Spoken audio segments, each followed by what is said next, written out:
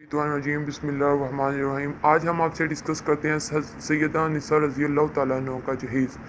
हज़रत सैयदना अली मुर्तज़ा रज़ी अल्लाह तआला अन्हु से मरविया फरमाते हैं कि नबी करीम सल्लल्लाहु अलैहि वसल्लम ने सैयदा फ़ातिमा ज़हरा रज़ी अल्लाह तआला अन्हा को मुश्क और तकिए का जहेज़ दिया, जिसमें ज़ाख़र घास भरी हुई थी और आप सल्लल्लाहु अलैहि वसल्लम ने स्याह रंग की चादर ख़मीर भी थी।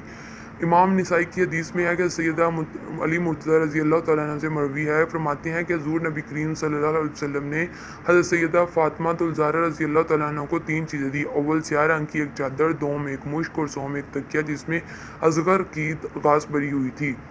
हज़रत अब्दुल्ला बिन उमर रज़ी अल्लाह तआला अन्हु फरमाते हैं कि जब नबी करीम सल्लल्लाहु अलैहि वसल्लम ने हज़रत फ़ातिमा ज़हरा को रुखसत किया तो इनको एक खमील अता किया। आप सल्लल्लाहु अलैहि वसल्लम ने दरियाफ़्त किया कि खमील क्या है, तो फरमाया चादर और एक चमड़े का तकिया जो खजूर की छाल से भरा हुआ है। हज़रत सैयदा फ़ातिमा ज़हरा रज़ी अल्लाह तआला अन्हा को हुज़ूर नबी करीम सल्लल्लाहु अलैहि वसल्लम ने जहेज़ दिया।